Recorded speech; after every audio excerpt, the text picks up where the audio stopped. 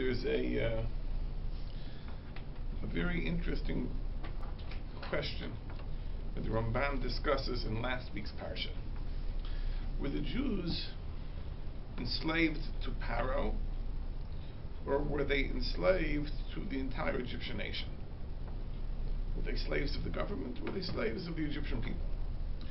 And the Ramban himself understands that the simple reading of the text in last week's Parsha seems to indicate that there were two stages of the enslavement. Because in the beginning, it says, "Vayasimu olav sari misim," they placed tax collectors. That's literally what sari misim are. They are tax collectors. The Ramban says that there was a labor tax imposed upon the Jewish people. They should be afflicted with their burdens. But even are miskanos lefaro, and they built store cities, treasure cities, for Paro. So in that stage, they were working for Paro. They weren't working for private Egyptians. They were slaves of the government, of the regime. Then it says, but it was unsuccessful. Because what Paro wanted to accomplish, which was population control, wasn't happening. As much as they tortured the Jews, so the Jews multiplied and produced even more. And they became disgusted because of the Jewish people. Then the next verse says, that the Egyptians, or Egypt, enslaved the Jewish people with backbreaking labor. Now, what is new? I mean, it already was the case that they had built these cities for Paro. So the Ramban says that this was a second stage. In the first stage, they were the employees of Paro. And when that didn't work, so Paro figured we have to expand the enslavement program. So he gave permission that private citizens could take Jews as slaves. And at that point, it was no longer they were working just for Paro, but rather it was Vayavidu Mitzrayim es Bnei Yisrael b'Farech, that the Egyptians enslaved the Bnei Yisrael. So there were two stages. Initially, they were slaves only to Paro. Later on, they were slaves to Egyptians, which doesn't mean to say that at that point they were not slaves to Paro, because clearly from the end of last week's Parsha, it's Paro who was setting the quota of bricks, and Paro was making the decree not to provide straw. So they still were working for the government, but there was a second aspect of enslavement, that private Egyptians could hold Jewish slaves. The Ramban says that Chazal, however, apparently don't understand it this way. Chazal understand that through the entire Parsha, from beginning to end, they were only enslaved to Paro. And he brings a very, very beautiful proof to this. That every year at the Seder, we say, Avodim Hayinu L'Pharaoh B'Mitzrayim. We were enslaved to Paro. Now, in fact, we, at some stage, were working for Egyptians too. We wouldn't emphasize the fact that we were enslaved to Paro. So the Ramban says that Chazal clearly understand that we were slaves only to Paro. Now, the interesting thing is that really is a pasuk, Avodim L'Pharaoh B'Mitzrayim. But the fact that in the Haggadah, this is emphasized, that's the Ramban's proof. Isn't there another historical proof in the sense that there isn't the same level of animosity towards the Egyptian people as there is Moabites? That could be. That is certainly a proof to that. As we find, David was pointing out, we find that there are certain nations upon whom there's a sanction imposed. Ammon and Moab. These nations, because of their lack of charity, God decrees upon them that converts from those nations can never marry into the fold. Even the 10th generation descended from a convert can't marry a Jewish man or woman. But on the other hand, when it comes to the nation of Mitzrayim, Dor Shlishi, Yobaleh B'Kal Hashem, the grandchild of a convert can marry into the fold. So apparently we don't harbor such resentment against Mitzrayim. And the Torah, to the contrary, says that Mitzrayim, you have to be thankful because we lived there as strangers. Rashi says because they were our hosts in a difficult time. When we were facing famine in Eretz Yisrael, they welcomed us. And we saw but what did you do for us lately? But after that you enslaved us. Apparently, no, that's something else. That was the regime. Paro enslaved us, but the Egyptian people, were friendly. We find later in history Jews returned to Mitzrayim. We find that when it came to the Yitzias Mitzrayim, the Egyptians happily gave us parting gifts. So it's hard to know exactly why they were so happy to do that. But this Ramban says, Al Kapanim Chazal say it. And I'm just mentioning it now as the introduction to a question, which is that when it comes to the Makos, to the plagues, it isn't just Paro who's afflicted. It's just the entire nation which is afflicted. And really this was foretold to Avraham Avinu. Avraham Avinu was told, Gam es hagoy asher ya'avodu dan anochi. The nation that enslaves the Jews I will punish. It's not just the king, it's the nation. And the question really is that why should the entire nation be afflicted, tormented, caused to suffer for the sins of the regime? Hardly seems fair.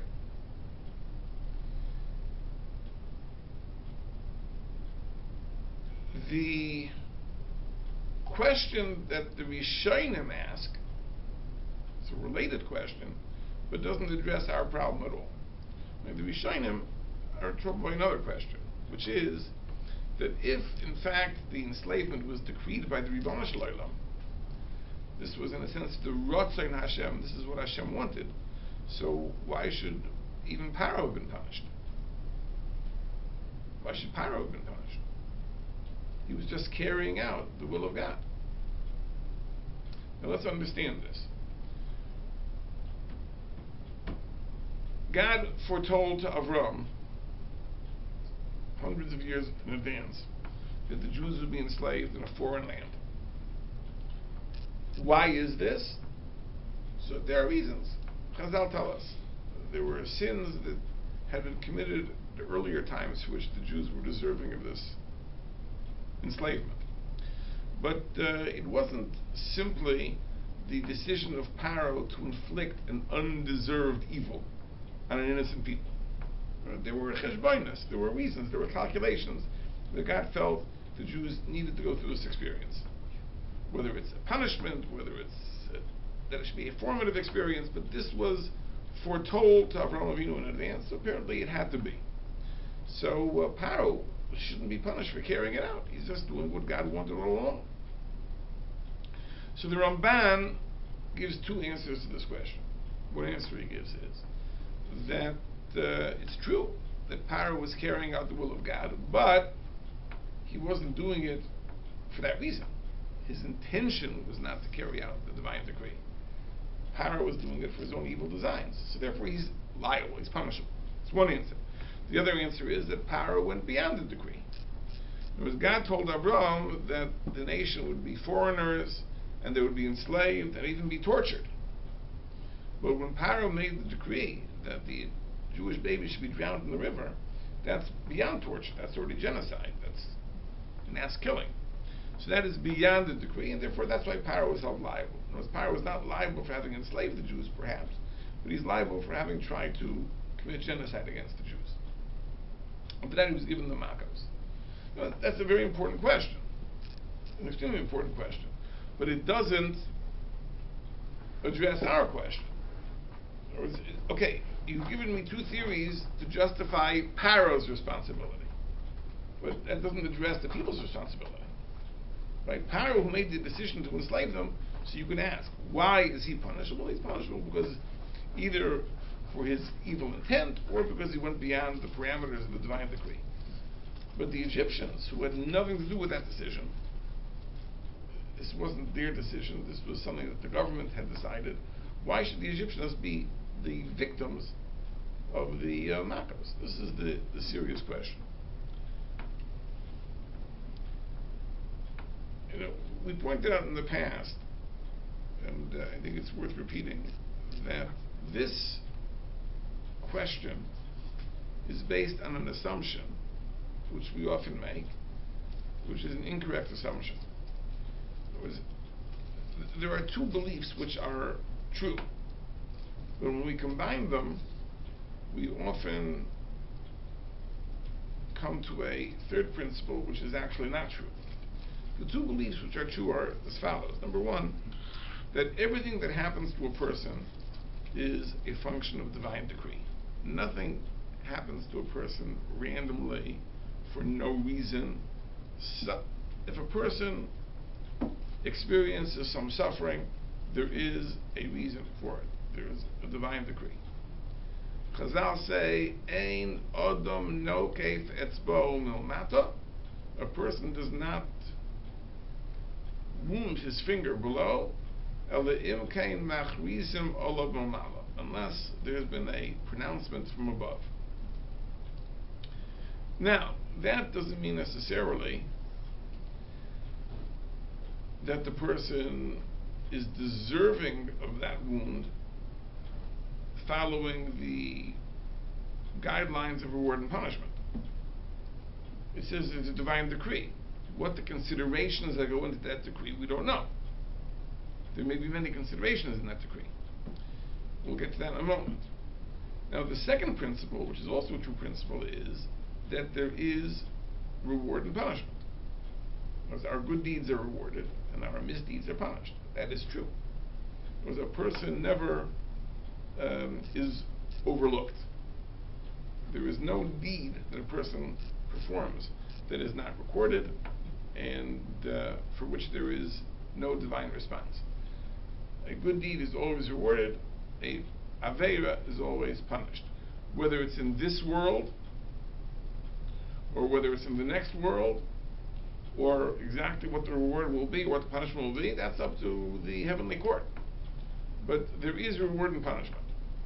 Now, these two principles, that everything that happens to a person is divinely decreed, and everything and there is reward and punishment, are often combined to generate a third principle, which is that everything that happens to a person is decreed on the basis of reward and punishment. That is not a correct principle. There are things that happen to a person that are not a function of reward and punishment. For example, the circumstances of a person's birth. Some people are born into comfort. Some people are born into deprivation. Some people are born into nice warm climates. Some people are born into cold climates where you have ice storms and you lose the power. So, why is that? Now, you can't say that this little infant is guilty of a sin and therefore he was born into the cold climate and this little infant was innocent of that sin or perhaps performed some good deed. Therefore he was born into the warmer climate. That makes no sense, because a little child is not obligated, certainly not responsible for his choices. So that makes no sense. And there are many other differences. People are born into warm and supportive families. People are born into abusive families.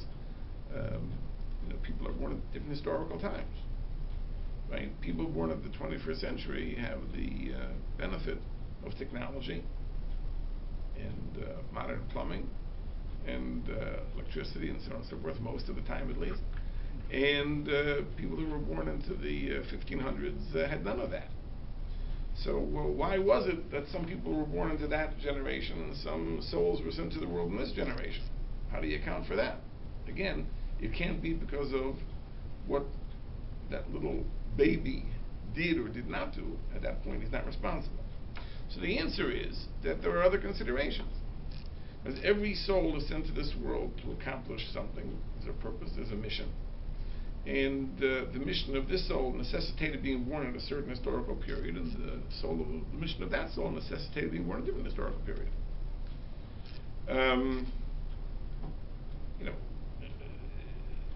The circumstances of one's birth set the parameters for that person's unique challenge in life. You have to be born into a certain place, a certain time, a certain family.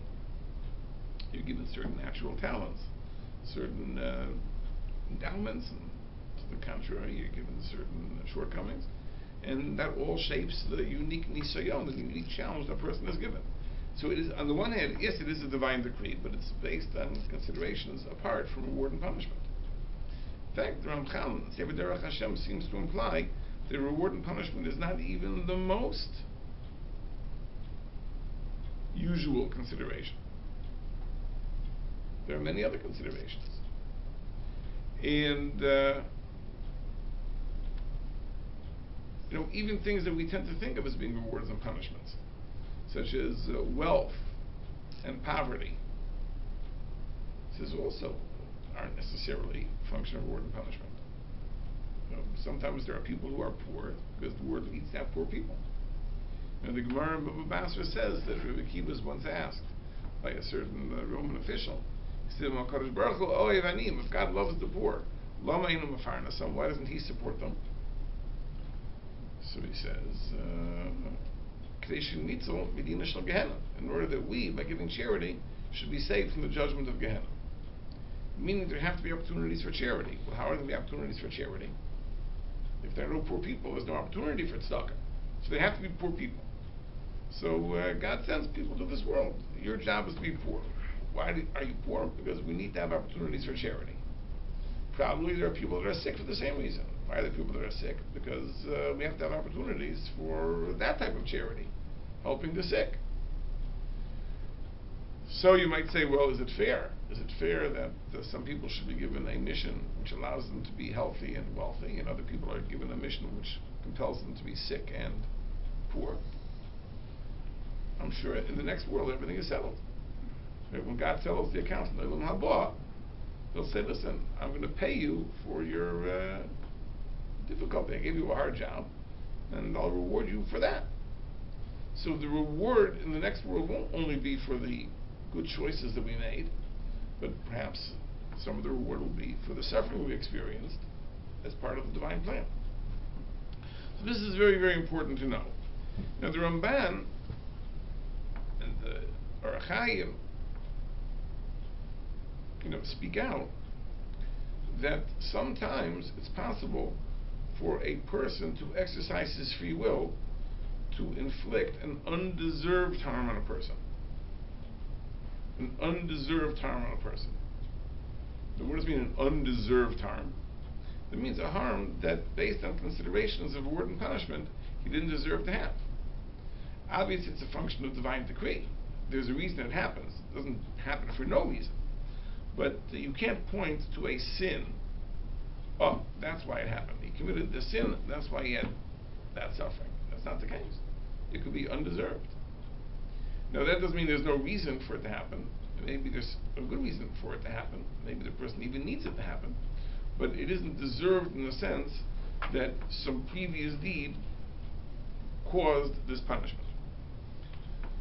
Now, I think we have to understand Mitzrayim in the same way. That the purpose of the Makos was there are many different aspects to it. But one aspect that emerges from the Parsha, especially in next week's Parsha, Parshas Bo, that the purpose of the Makos is also to create the faith system of the Jewish people. It's not just to punish Mitzrayim, and it's not just to impress Mitzrayim. It really is for the Bnei Yisrael as well. If you look in Parshas Bo, next week's Parsha, so the Torah makes this clear. It says that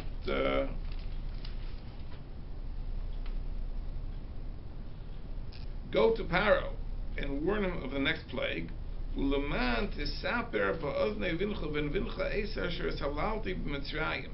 order that you should relate to your children and your grandchildren how I played with Mitzrayim. And you'll inform them of the signs that I placed in Mitzrayim. And you shall know that I am the Lord.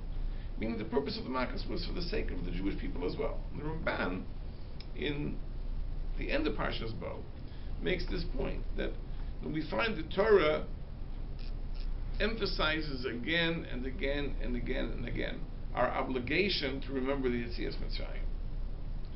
There are dozens of mitzvahs that are related to Yetzias Mitzrayim. All the laws that pertain to Pesach, all the laws that pertain to Karban Pesach, all the laws that relate to Bechor, to firstborn animals, firstborn children. there are many mitzvahs in the Torah which, at first glance, have no connection to the Yetzias Mitzrayim, but are associated with it. The Torah talks about tzitzis. It mentions that we should recall Yetzias Mitzrayim. It talks about charging interest on loans. It mentions Yetzias Mitzrayim. It talks about the issue of eating shratzim, eating dead vermin. The Torah says that I am the Lord who lifted you up from Mitzrayim. There are many mitzvahs. The mitzvah to love a ger, to love a stranger, right, is because ger me'isim eretz Mitzrayim, you were strangers in eretz Mitzrayim. All the laws that pertain to Jewish slaves, that they work for 6 years and then they're sent free and they're given what's called Hanukkah, parting gift. Again, the Torah says in Parshas Rei, this is a remembrance of Yetzias Mitzrayim. Remember that when you were sent forth from Mitzrayim, you were sent forth with great wealth. I mean, there are so many mitzvahs that recall the Yetzias Mitzrayim, are founded on the Yetzias Mitzrayim, which the Ramban says. Why is it so important? The Ramban says because it's the basis of our theological belief.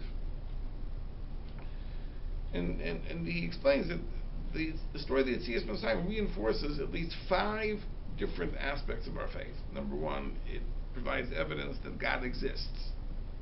Number 2, it provides evidence to God's omnipotence. It provides evidence to God's omniscience, that He knows all, that He exists, that He's all-powerful and all-knowing. It provides evidence to an idea that we might not have thought requires proof, but the idea that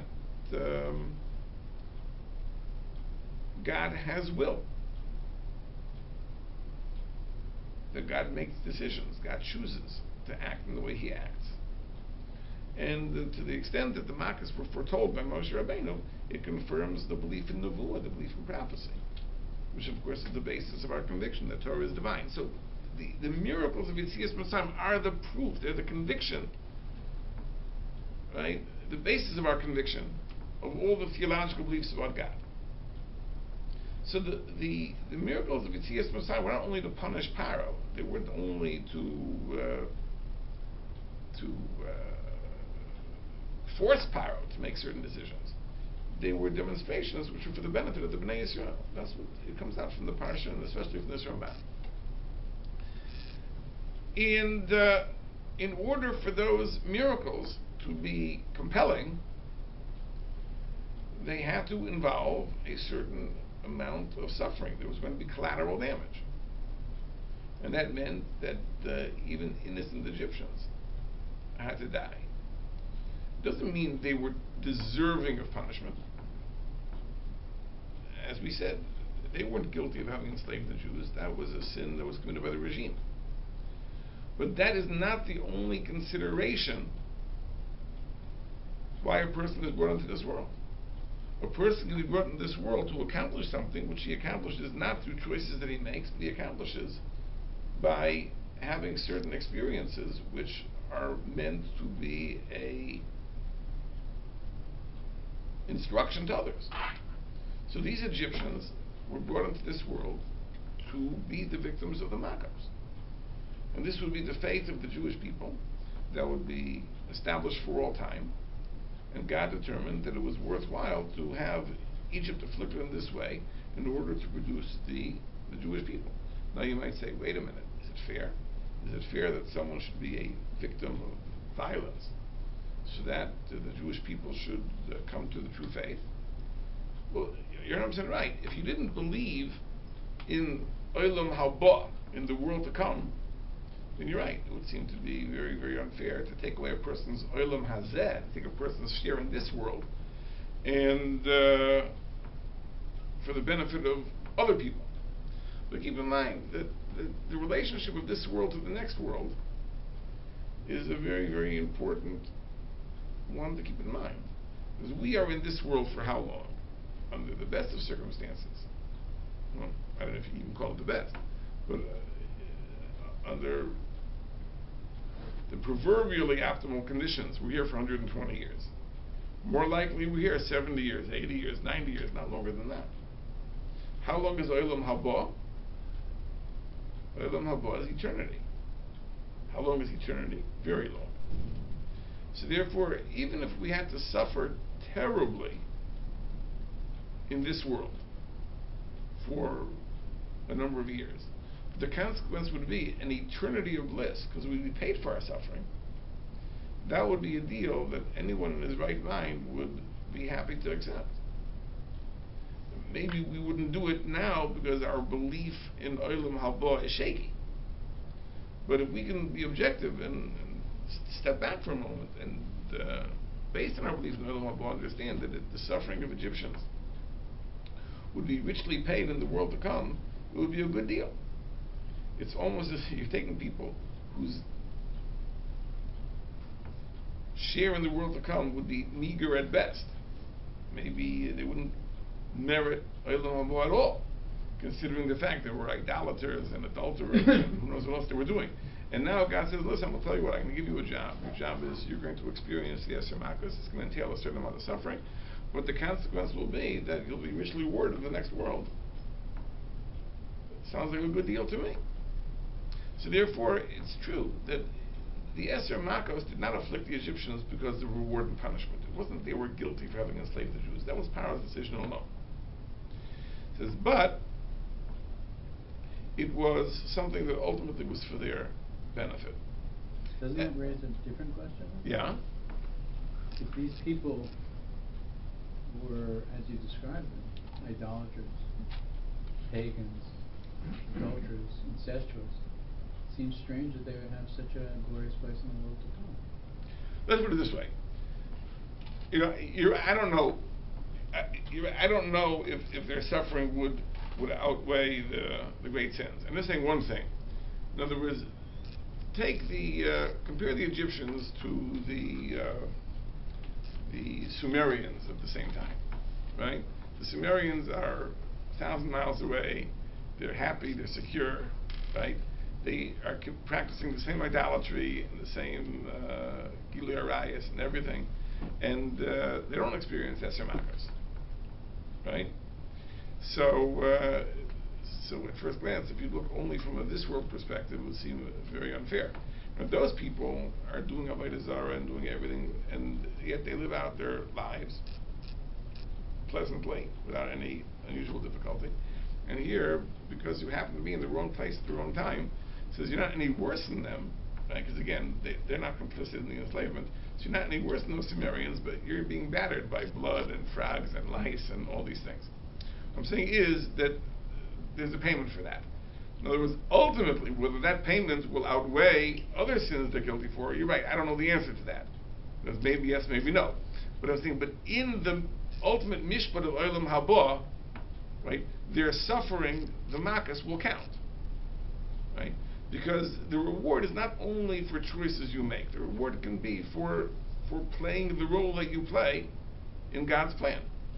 Right? But you're 100% right. In other words, are they going to be in Mamash and what's the level of Gan Eden? You're right. No, putting this in the context of the totality of their lives, maybe all things considered, they're still pretty low. But I think it still is a positive consideration as opposed to the people that didn't experience that suffering in some other part of the world. Now, the truth is that it relates to the beginning of our parsha.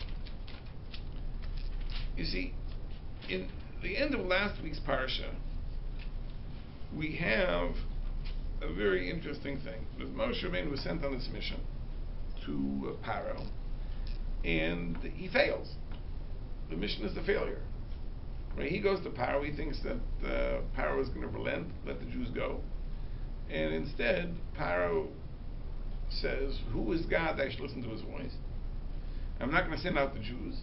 And to the contrary, the fact that they are even dreaming of freedom shows that they have too much time on their hands. So we're going to turn the screws tighter. So we're going to take away the straw. We're not going to reduce the quota of bricks. They're going to have to work even harder to fulfill the quota.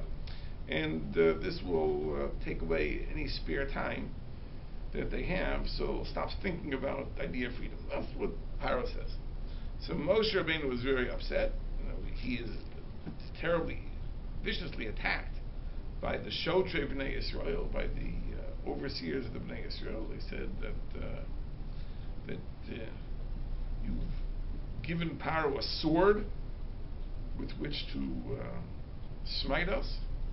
And Moshe turns to Ribono Shel Olam and he says, Hashem, lama harayos lama shlachtani. He says, why did you make it bad for these people? Why did you send me? So the Rishonim, the Ramban brings the Ibn Ezra, who says that it's true that HaKadosh Baruch Hu had told Moshe Rabbeinu that Paro wouldn't listen, but Hashem never told him it would get worse. So he thought, okay, Paro wouldn't relent, but here it's Lama Harayos, so why did you make it worse? That's the complaint. The Ramban himself says a different Mashat, that Moshe thought it would be immediate, that Paro would listen immediately, right? In other words, that he would initially relent, and then God would send a lightning swift makkah, and that would be the end of that. So in a matter of a few days, the whole matter would be settled. But as it turned out, it was months. It was months. Nobody understands that when Moshe Rabbeinu came to turn to Hashem, it was months after Paro had refused to let the Jews out. And that's why he was asking that why did you extend the Golus so long? I hope we understand that Moshe had a complaint.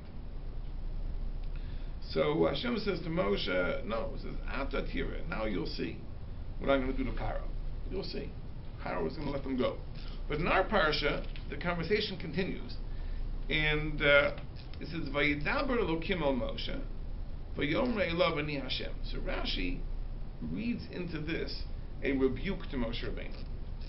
We know that when it comes to names of God, the name Yud Kei Vav Kei, the name Hashem, implies Midas HaRachamim, the attribute of divine mercy. The name Elokim implies Midas HaDin.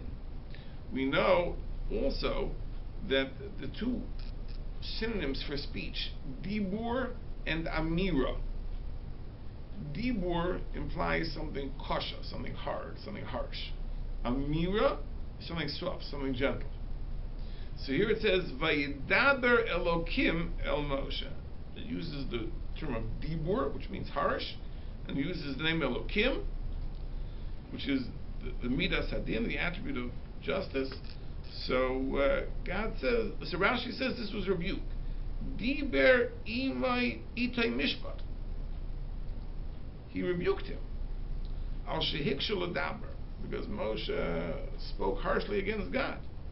V'lomar, and he said, Lama harayos lama zeh. Why did you make it worse for this people? So God rebuked Moshe Rabbeinu. That's Vayidaber Elokim. Vayidaber Elokim. So the question is, but the end of the pasuk doesn't make sense. It says God spoke to Moshe, Elokim spoke to Moshe, but what happened? Vayomer Elov Ani Hashem. He said, I am Hashem. So first it says Vayomer, which is Lashon Raka, which is soft, and he identifies himself by Hashem, which is Midas HaRachamim. Right? It's as if, I come to you with a big stick and a gun, right? And I walk into the room and you're petrified. I'm going to attack you, and I tell you, listen, I'm your best friend. I love you. What is God saying to Moshe Rabbeinu? Is he rebuking him, or is he assuring him? What's going on? So there's a very, very beautiful pshat, which is written in the Sefer Ohev Yisrael. Ohev Yisrael was the after-Rav, the great Hasidic Rebbe. Says the pshat in the pasuk is like this: that God did rebuke Moshe Rabbeinu. But he said, but you have to understand that the rebuke of a flesh and blood person is not the same thing as the rebuke of the Ribono Shel Olam. When the Ribono Shel Olam rebukes a person, it is really for the benefit of that person, and it really is a function of the Midas HaRachamim. It's a function of God's mercy. The pasuk says in Parshas Eikev that you should know, Ki kasher yaser ishes b'no Hashem Elokecha miyasrecha. God disciplines you like a father disciplines a child.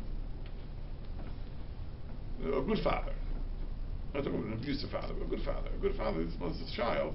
It's really for the child's benefit. He wants the child to grow up to be a mensch, etc. So Hashem has to discipline, he has to rebuke him. He says when a good Baruch punishes, it's the same thing. It's like a father. It's interesting, it's pointed out that the month of the year in which the greatest calamities befell the Jewish people is that month that comes in the summer between Tammuz and Elul. And what is that month called? It's called Av. Av. It's father. Right? That it's the month, it's a month of Puranus, it's a month of calamity for the Jewish people, but God reveals himself as a loving father. We have to understand that. We have to understand about the Ribbono Shel Olam.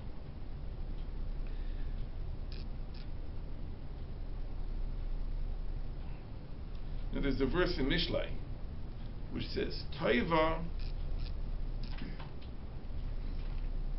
Teichachas Megula Me Ahava Mesuseres. It says an open rebuke is better than a concealed love. That's what the pasuk says. Toiva Teichachas Megula Me Ahava Mesuseres. That a revealed rebuke is better than a concealed love. In Sifrei Chasidus, Plyatime says that, but Eliezer also quotes it.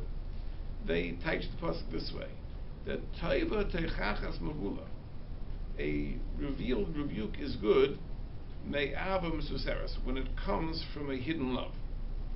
Or sometimes a person rebukes someone else, so you wonder where's the person coming from. Does the person hate me? Doesn't like me? It says it's a good thing when it comes from a concealed love. In other words, sometimes the love is there, but the person has to hide it in order to effectively carry out the rebuke. But if the Teichachas Megula, if the revealed rebuke comes from the Ava Mesuseres, from the hidden love, that's a very, very good thing. And we have to know that about the Ribbono Shel Olam. So he writes like this. He says that's what HaKadosh Baruch Hu was telling Moshe Rabbeinu. He was rebuking him. Vayidaber Elokim. But he said, but don't make a mistake. Don't think that because I'm rebuking you, this means that this is a function of strict, harsh judgment.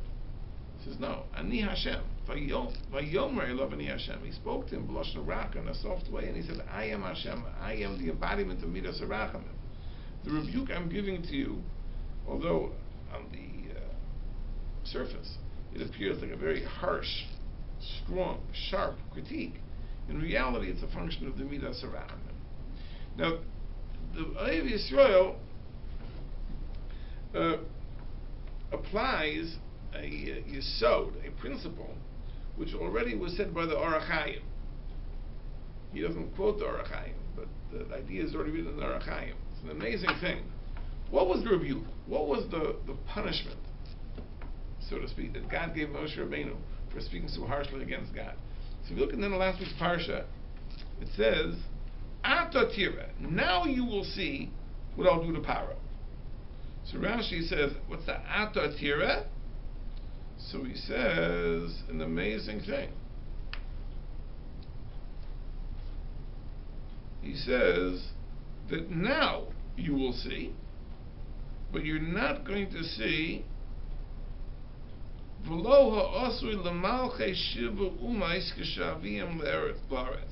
you're not going to see the downfall of the kings of the 7 nations that occupy Eretz Yisrael. Well, that's what God told Moshe Rabbeinu. Now you'll see what I'm going to do to Paro, but you're not going to live to see the defeat of the kings, the 31 kings that occupy Eretz Yisrael. Meaning that it was decreed, in some sense, at this point, that Moshe Rabbeinu would not lead the Jews into Eretz Yisrael. He wouldn't see the victories over those kings. Now, this is problematic because we know that that decree really was a function of something which happened much later. Moshe Rabbeinu hitting the rock with the water and the whole story. Otherwise, he would have gone into Eretz Yisrael.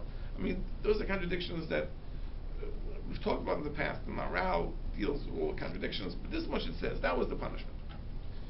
So now, one would ask himself, so that's pretty harsh, right? Moshe Rabbeinu's dream was to go into Eretz Yisrael, and God tells him, listen, because you spoke so harshly, Lama Hariosa, why did you mistreat the Jews? So I'm punishing you. The punishment will be, yes, you will merit to lead the Jews out of Mitzrayim, but you're not going to merit bring the Jews into Eretz Yisrael. You're not going to see the downfall of the 31 kings of the Eretz Canaan. Okay, that's it's a pretty stiff punishment. Is there any silver lining in this cloud? So the Orach Chaim says an amazing thing. It says like this. There's a Gemara Kedushin brings a pasuk in Tehillim that there's a psalm which says Mizmor LeDavid Elokim Boyu Goyim B'Nachlosecha. The Gentiles have entered your land. Timu es Heichal Kodshecha. They've defiled your holy temple. Samu es Yerushalayim Le'iyim. They've turned Yerushalayim into a ruin. And this is a Mizmor LeDavid. This is a song of David. So the Gemara says that's a song. Kina LeDavid Migoyle. It should say this is a lament. This is a dirge. This is a eulogy. You don't call it a Mizmor. So the Gemara says the pshat is as simple as follows: that really there are times where the midas hadin, the attribute of divine judgment, should be so harsh that God will be inclined to destroy the Jewish people. But HaKadosh Baruch Hu takes his wrath out on eitzim v'avonim, on the stones and wood of the Beis HaMikdash, and that's how he collects the debt. Now, this is something that you find in many places in the Gemara. Now, why this works, this is beyond our understanding, but there's an idea that sometimes the midas hadin, the attribute of divine judgment, is satisfied with a lesser punishment. In other words, maybe a harsher punishment is deserved. God says, listen, this will be good enough. I'll take this instead. And the Gemara says that a widow, sometimes if she has to be punished, God takes away her egg, her chicken-laden egg. God will take away the egg. So losing an egg, okay, if you're counting on the egg, that might be a punishment, but you'd rather lose an egg than die. Well, the Gemara says, Almana B'Eitzasa, that she'll lose the egg that her chicken laid. That'll satisfy the midas hadin. So here it says that's why it's a Mizmor LeDavid. It's a song that David HaMelech sang. That Ribono Shel Olam, instead of taking it out on the Jewish people, we'll take it out on the building of the Beis HaMikdash. So the Churban of the Beis HaMikdash was a salvation for the Jewish people. So says the Orach Chaim that if Moshe Rabbeinu would have come into Eretz Yisrael and he would have built the Beis HaMikdash, that Beis HaMikdash could not be destroyed. Because we know that the works of Moshe Rabbeinu have a permanence; they cannot be undone. It's interesting. The Sforno says in the beginning of Parshas Pekudei that we find that the Mishkan that Moshe Rabbeinu built was never destroyed. It was replaced. It was replaced when the permanent Beis HaMikdash was built. So the Mishkan was replaced. But what happened to the components of the Mishkan? Says the Gemara in Sukkah, they were stored in one of the catacombs under the Beis HaMikdash. It wasn't destroyed. It's never destroyed. Because anything that Moshe Rabbeinu did was permanent. He gave us the Torah, that's permanent. He took us out of Mitzrayim, that's permanent. He built the Mishkan, that's also permanent. It was superseded. It was no longer needed once the Beis HaMikdash was built, so the parts were stored away. But Moshe Rabbeinu had that quality. Whatever he did had a permanence. It had an eternity. So if Moshe would have built the Beis HaMikdash, that would have been permanent. And then what would have happened? The midas hadin would have collected not from the building of the Beis HaMikdash. That couldn't be destroyed. It would have been from Klal Yisrael. So therefore, the Orach Chaim says that it was for the benefit of the Jewish people that Moshe should not go into Eretz Yisrael and build the Beis HaMikdash. That's what the Orach Chaim says. So the Olav Yisrael says this on his own here, and he says that's what he's saying. That Ani Hashem says, you think I'm rebuking you? I think I'm punishing you? You should know it's to the benefit of the Jewish people. And Moshe Rabbeinu would certainly see it as such, because Moshe Rabbeinu's whole life was a life of sacrifice to the benefit of the Jewish people. Now that's a very, very intriguing pshat. But I would say that there's a much simpler pshat in the pasuk. Much simpler pshat in the pasuk.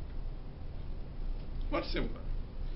That when Hashem is rebuking Moshe and says Ani Hashem, it's not a question of the punishment that's coming to Moshe Rabbeinu, that he should see it as being something positive. The pasuk is really addressing the original critique of Moshe Rabbeinu. Moshe Rabbeinu asked the question. He said, "Lama hareos lama zeh." Why did you make it worse for the people? It says, you sent me to take them out.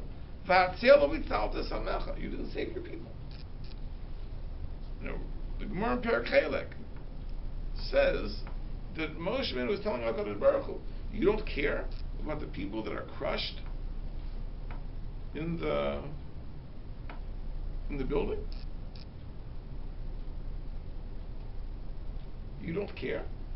Or the Egyptians, right? When there weren't enough bricks. Let's say you need to make a wall of bricks, and the wall has to be a certain thickness. So you need that number of bricks to create the thickness of the wall. Let's say there weren't enough bricks. They would take a person and they'd build him into the wall to fill the space. That's Rashi explains to Gemara. So there are people that are being crushed in the walls. So he says, you're not worried about that? In other words, the critique of Moshe's critique of the Ribono Shel Olam is that he's overly harsh. He isn't merciful. So that HaKadosh Baruch Hu said, you're making a mistake. That even when I'm acting harshly, right, Ani Hashem. Says, I'm a God of mercy. I'm a God of love. You don't understand what my cheshbonos are. You don't understand what my considerations are. Okay? That may be.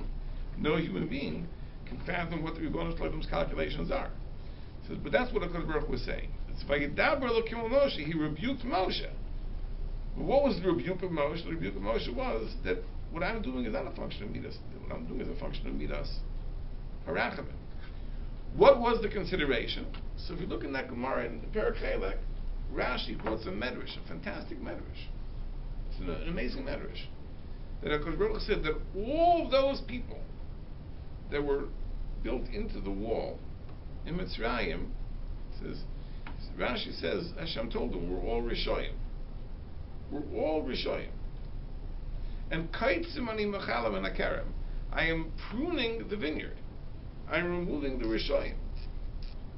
So that the pure, unadulterated Jewish people will be freed. So don't say that I'm being harsh and I don't care. To the contrary, he says I'm doing what is for the ultimate benefit. So Moshe said to him, Rashi was matters. Is that true in every case? So Moshe said, okay, I'll tell you what. Pick one. Pick one, and you'll spare him. So Moshe picked one. His name was Micha. And he said, okay, and you take care of him. He's yours, your responsibility, and see what happens. And of course, Micha became an idolater, right? He manufactured the Pesel Micha. The story is told in Sefer Shoftim. So even though the story seems to imply that it took place historically much later, Chazal say it took place much earlier, and in fact, the Pesel Micha was present even in the Midbar, and across the Red Sea. The Pesel Micha was with them. So this was that person that Moshe Rabbeinu saved, and this is what the Pesel Micha. What? What was the Pesel Micha? There's a story in the end of Sefer Shoftim about a person named Micha who manufactured an idol. And it became, a major avodah zarah in Yisrael. It was a very serious breach. And Chazal say that historically this story took place way back. The Pesel Micha crossed the Yarden with them, actually. So this was that one person that HaKadosh Baruch Hu, that Moshe Rabbeinu saved as an experiment. So he's saying, V'yomer lo b'nei Hashem. He said that don't make the mistake, right? I am the God of mercy. Now it's important to understand the context in which this is all said. And we pointed out in the past that, at the beginning of this week's Parsha, there's a long speech that HaKadosh Baruch Hu gives to Moshe Rabbeinu explaining his mission. Go speak to the Jewish people and tell them that I remember my covenant, and so on and so forth. And the question we asked is, but this is not the first time that Moshe was sent to the Jewish people. In last week's parsha, he was sent, and now he's being sent the second time. Why does the Baruch have to give the whole speech, the whole introduction? And we pointed out that if you look back at the burning bush, when HaKadosh Baruch sent Moshe the first time, there is no mention of a covenant with the Jewish people.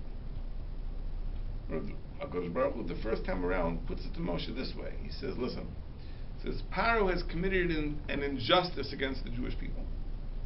He has committed an injustice against the Jewish people. That injustice has to be rectified. Right? He enslaved them illegitimately, so I'm going to redeem them. Well, the truth is, if that is the argument, then Moshe Rabbeinu was 100% justified in his reaction. Listen, if you are sending me to rectify an injustice, that the Jews have been enslaved, and that's unjust, and that's undeserved, and I'm being sent to liberate them, then it shouldn't get worse.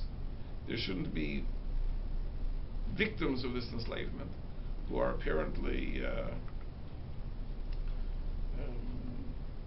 undeserving of that suffering, right? There shouldn't be people built into the walls.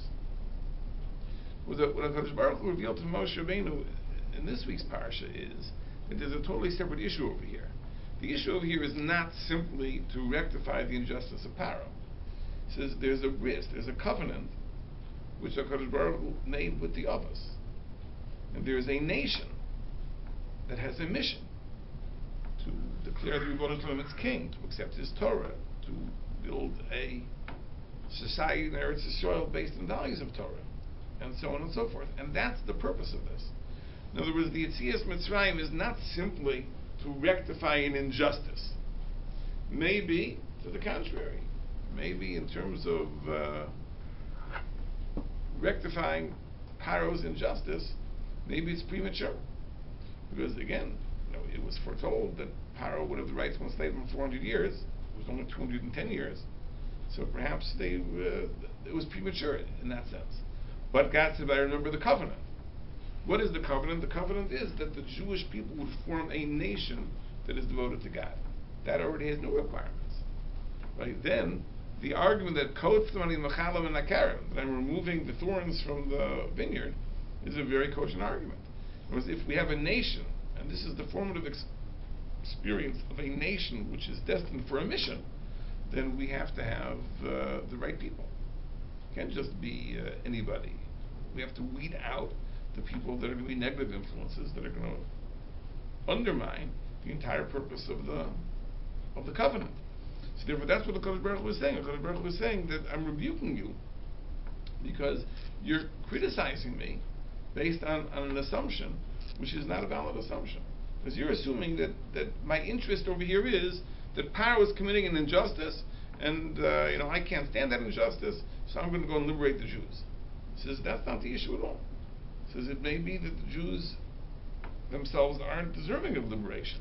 He says I'm redeeming them because there's a bris, there's a covenant. I have plans for the Jewish people. They have a mission, they have a purpose. There's something you're going to accomplish over the course of history. For that, it may be that the suffering that they are experiencing in the interim is justified and necessary. And therefore that's what he says, Ani Hashem, that don't criticize me as acting here harshly with Midas Adin. Ani Hashem, this is a function of my mercy and Midas Rachamim, even if it's something which is not readily understood by human beings. It seems to me that if that's the argument, he wasn't harsh enough. Doesn't an Aviram, Korah, all the villains of the Midbar, why weren't they built into the pyramids? That's really the point. That all these people, right? This is the constant critique of Moshe Rabbeinu, right? The constant critique of Moshe Rabbeinu is, right, that back in Mitzrayim he messed things up. In other words, at what point did the Dustin of Aviram turn against Moshe Rabbeinu? Right? It's not in Parshas Kairach. It's in Parshas SHMOS. Right? Chazal say, they are the ones, they are the Shotrei B'nai Yisrael, who come forward and say that you gave Paro a sword, right? Moshe just passes it on to the Ribono Shel Olam. He says, Lam Hariosa, this is the complaint, they've complained to me, I'm passing it down to you. Right? HaKadosh Baruch Hu tells Moshe Rabbeinu, says, you're making a mistake, you don't understand the whole concept of what I'm trying to accomplish here. But Dustin and Aviram, right, they have a purpose. Just like HaKadosh Baruch Hu spared Paro, that Paro should be the ultimate demonstration, they're spared to be the demonstration time of Kairach, that Moshe Rabbeinu is justified. Right? That's why Dustin and Aviram are given a little bit of longevity, right? A few more years, right? To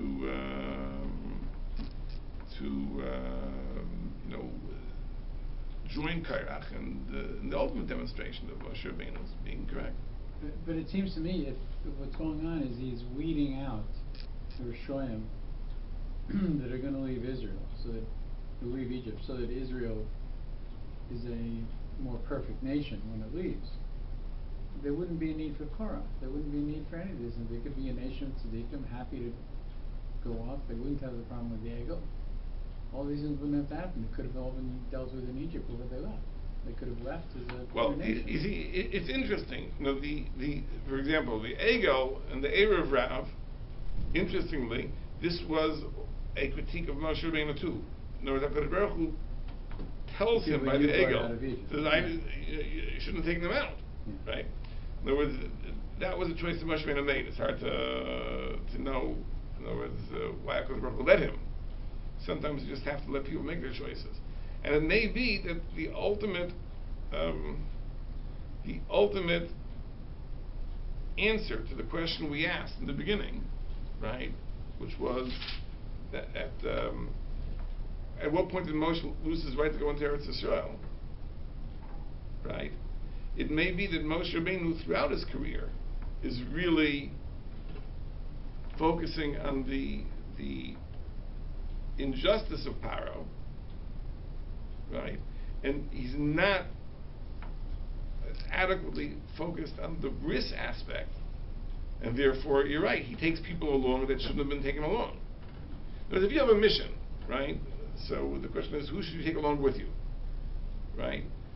So HaKadosh Baruch Hu was Mechala Kaitzim in the Kerem, but Moshe took the Erev Rav, right? So this is always a question. In other words, is Moshe Rabbeinu's Mahalech, is his approach, totally aligned with Ribono Shel Olam's Mahalech? Right here, that's the Teichacha. Right? It seems clearly on here, Sinai, God says the people you took out of Egypt, like he didn't have anything to do with it. He says, these are your people, not my people. Right. But in any case, the Eser Makos, just to tell you a story, just to end. You know, we read these stories, and you know, to us, they seem very, very, very hard to imagine. You know, these plagues, blood and frogs and kinim, and you know, we read these stories. We just, you know, sometimes they don't register with us.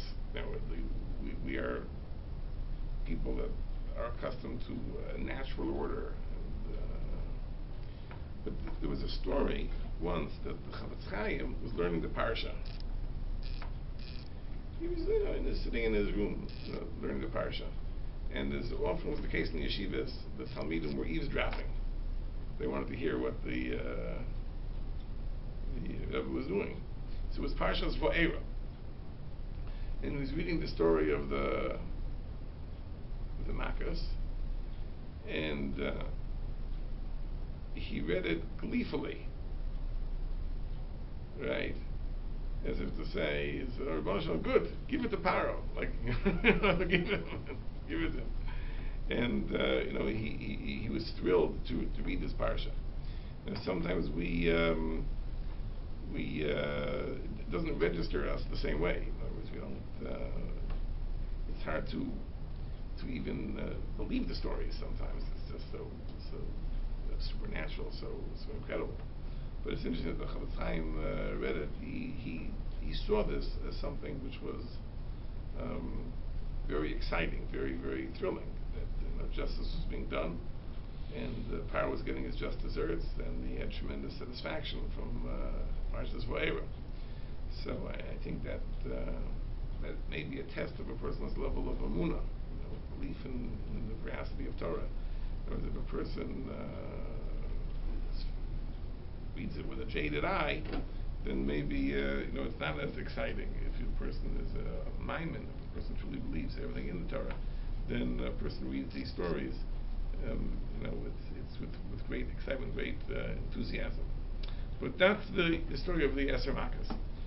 Okay, Bez Hashem, we will come to the last 3 Makas next week.